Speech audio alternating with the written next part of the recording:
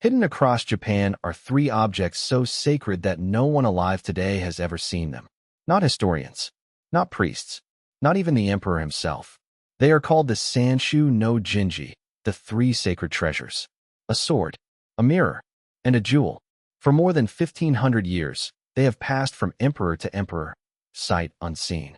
To understand why, you have to go back to the very beginning, to a goddess, a cave, and the oldest story Japan ever told. Legend says the sun goddess Amaterasu once ruled the heavens, until her brother, the storm god, went on a rampage that shattered her palace. Terrified, she sealed herself inside a cave, and the world fell into darkness. Crops died. Demons crept out. The gods began to panic. So they crafted a bronze mirror and hung it outside the cave. When curiosity finally drew Amaterasu out, she saw her own blazing reflection, and light returned to the world. A curved jewel of green jade hung beside it, an offering to call her home. These two objects, says the myth, captured the light of the sun itself. The third treasure came from the storm god himself. Seeking redemption, he slew a monstrous eight-headed serpent, and deep inside its tail, he found a sword. Kusanagi, the grass-cutting sword. He offered it to his sister as an apology, and the three treasures were united. When Amaterasu sent her grandson down to rule the earth, she gave him all three, mirror, jewel, and sword, as proof of his divine right to rule. Every Japanese emperor since, 126 of them, in an unbroken line, has claimed that same right through these same three objects. That is the myth. But here is where it stops being mythology and becomes one of the strangest true stories in the world. The treasures are real. They exist today, guarded in three separate locations across Japan, and the rules surrounding them defy belief. The mirror rests at Ise, Japan's holiest shrine, deep inside a compound where only the highest priests may walk. The sword is kept at Atsuta Shrine in Nagoya, behind walls no visitor has ever passed. And the jewel lies inside the Imperial Palace in Tokyo, in a private sanctuary beside the emperor's own quarters. But here is the astonishing part. They are never unwrapped. Each treasure is sealed inside layers of boxes and silk, and when the outer wrappings decay, new ones are simply added around the old. No photographs exist. No drawings from life. Historians cannot even tell you what the treasures truly look like. Only guesses passed down through centuries of whispers. The best guesses come from archaeology. The mirror, cast bronze, perhaps eight-sided.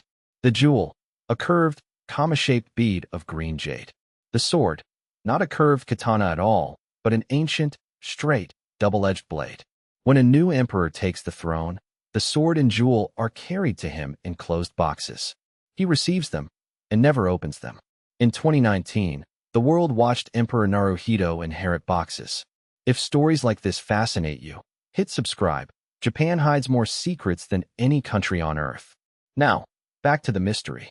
One old account claims a group of priests once dared to pry open the mirror's chest. The story says misfortune found every one of them. Whether it is true hardly matters. No one has tried since. But the strangest chapter came in the year 1185, at the Sea Battle of Danayura. A civil war was ending.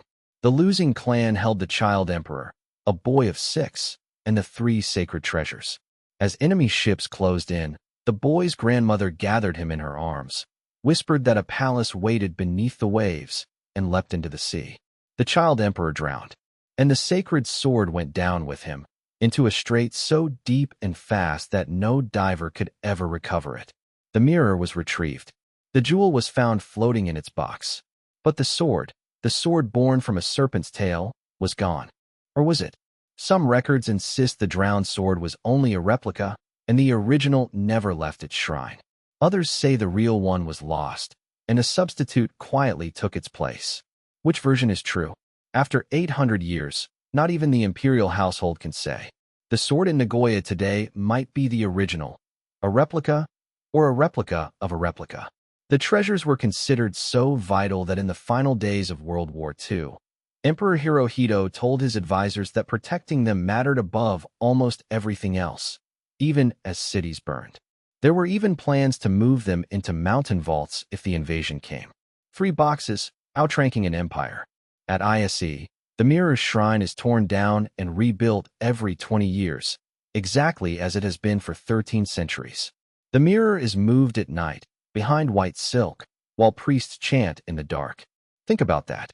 An object moved every 20 years for over 1,000 years, and in all that time, not one confirmed glimpse. Not one photograph. Not one leak.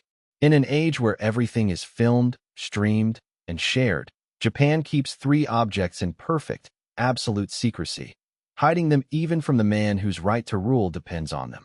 Maybe that is the real power of the 3 sacred treasures.